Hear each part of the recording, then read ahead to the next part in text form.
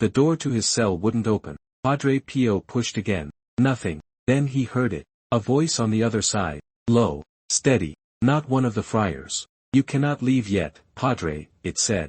Not until you see what I've been shown. His stigmata flared white-hot. He would learn tonight that some prayers reach places even angels fear to tread. The winter wind howled through San Giovanni Rotondo. January 5, 1956. The Epiphany Vigil. Padre Pio had been praying in his cell since Vespers. Hours alone with his rosary and his pain. The wounds never let him rest. They burned constantly, especially at night, especially when something was coming. He tried to leave his cell for Compline. The door wouldn't budge. Not locked, just stuck, immovable, as if held shut by invisible hands. Then the voice came. You cannot leave yet, Padre. Pio stepped back from the door. His breath misted in the suddenly frigid air. The temperature had dropped in seconds. The single candle on his desk flickered wildly. Who are you? He asked quietly. A messenger, the voice replied. Sent to show you something. Something you must understand before morning comes. Pio made the sign of the cross. Show me then. The room dissolved. He found himself standing in a place he'd never seen but somehow recognized. A gray expanse stretching endlessly in all directions. No sky. No ground. Just gray pressing down from above and below. Purgatory. But different from his other visions of it. This wasn't the burning place. This was something else. Something deeper. Older. More isolating. Where are we? Pio asked. The edge, the voice said. And now a figure materialized beside him. Not quite human. Not quite angel. Something in between. Wrapped in light that hurt to look at directly. The edge of what? The edge of the abyss. Where souls wait who have no one to pray for them. Who died forgotten. Who left no family. No friends. No one who remembers their names. The figure gestured ahead.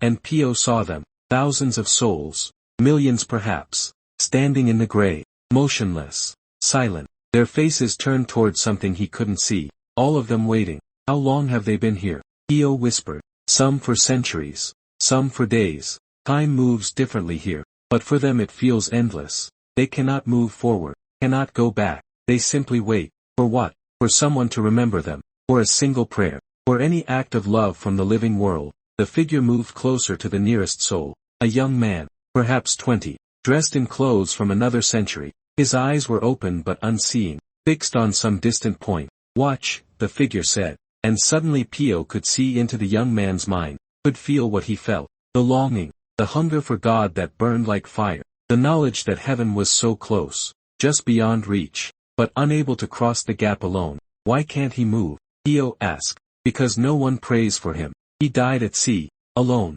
His body never found. His family never knew what happened. They eventually stopped looking. Stopped praying.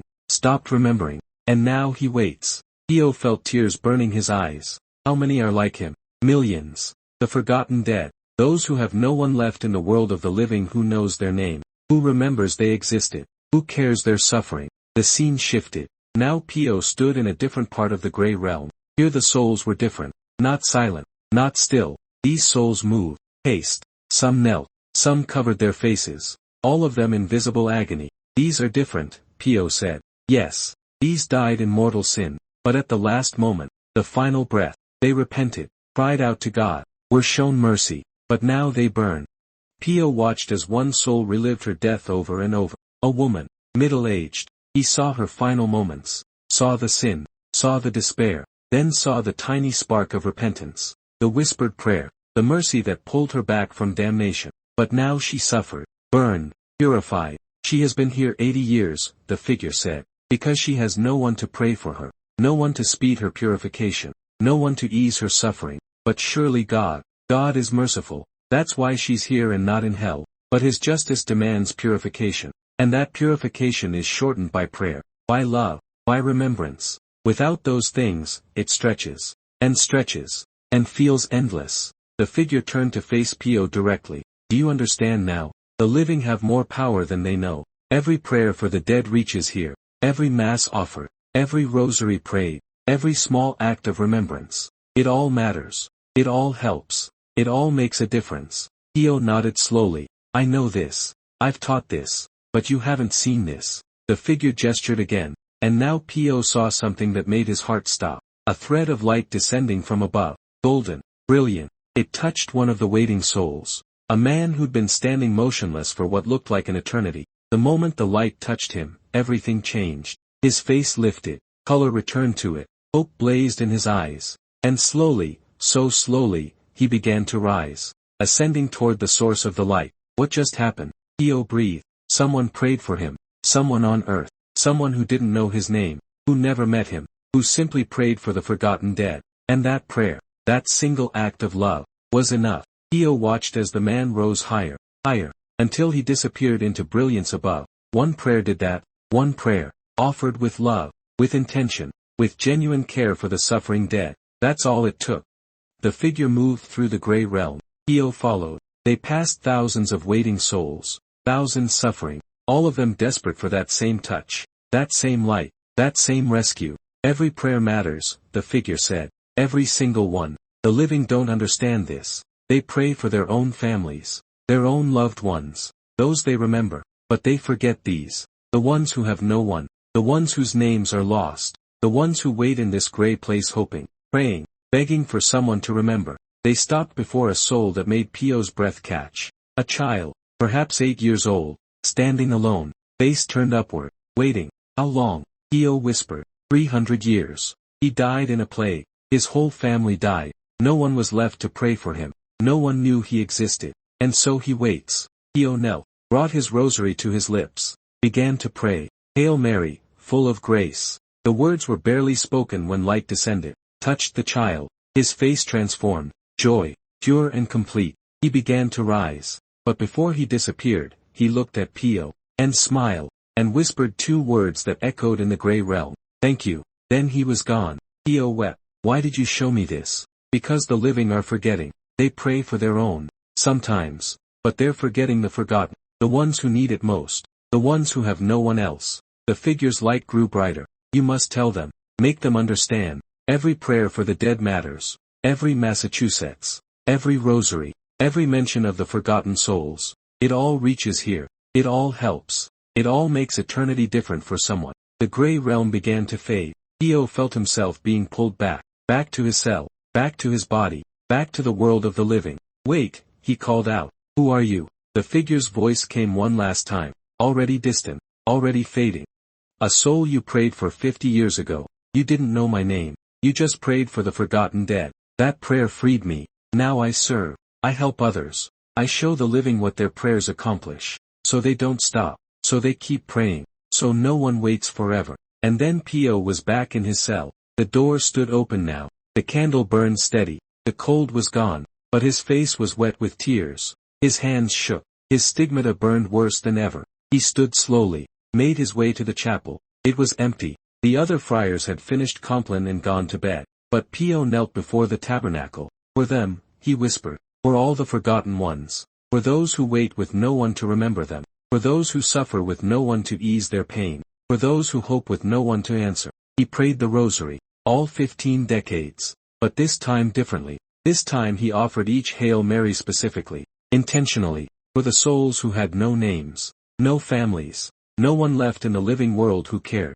And as he prayed, he could feel it, could sense it somehow. Each prayer reaching across the veil, each one touching a waiting soul, each one bringing relief, hope, freedom. Dawn came. Brother Francesco found him still there, still praying. Father, you've been here all night. Again. I had a visitor, Pio said quietly. I was shown something, something I needed to see. Francesco waited, knew better than to ask. But Pio continued anyway. The forgotten dead, those who have no one to pray for them. They wait, they suffer, they hope. And we're their only chance. He looked up at Francesco, his eyes red, his face drawn, but burning with purpose. We must pray for them, every day, not just for those we know, not just for our families, but for the forgotten ones, the nameless ones, the ones who have no one else. Francesco nodded. I'll tell the others.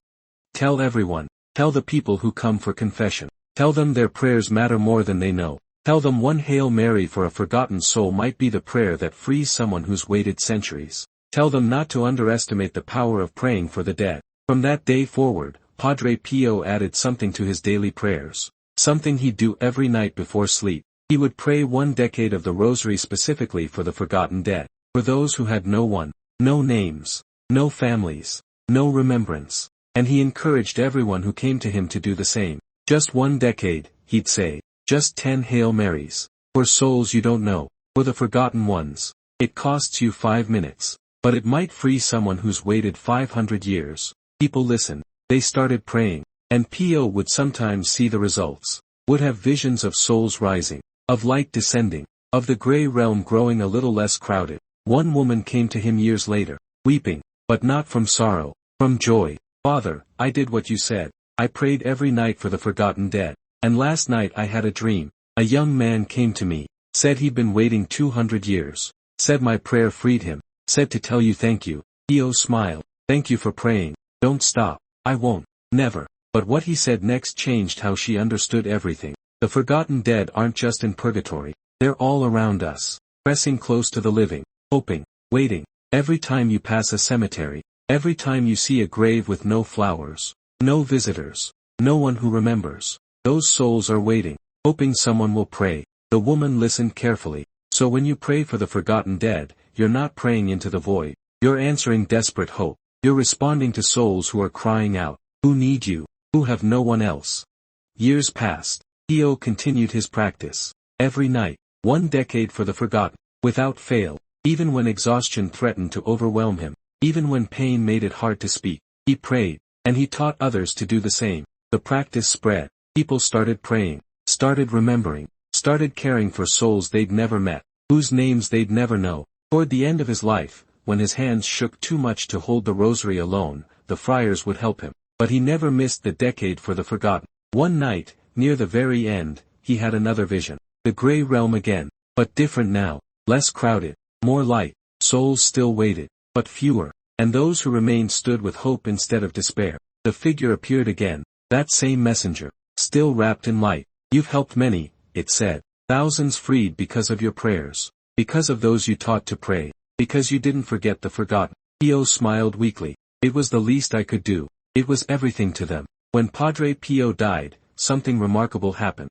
Those who were with him in his final moments reported seeing something. Feeling something. A presence in the room. Not frightening. Not dark. But brilliant. Joyful. And some swore they heard voices. Thousands of them. Singing. Thanking. Welcoming. The forgotten dead. No longer forgotten. Coming to bring home the man who'd remembered them. Because that's how it works. The souls we help become our helpers. The prayers we offer become prayers offered for us. The love we give becomes love returned. Nothing is wasted. Nothing is lost. Every prayer echoes through eternity. And somewhere in the gray places between earth and heaven, souls still wait. Still hope. Still long for that one prayer. That one person who'll remember them. One Hail Mary from you today might free someone who's waited 1,000 years.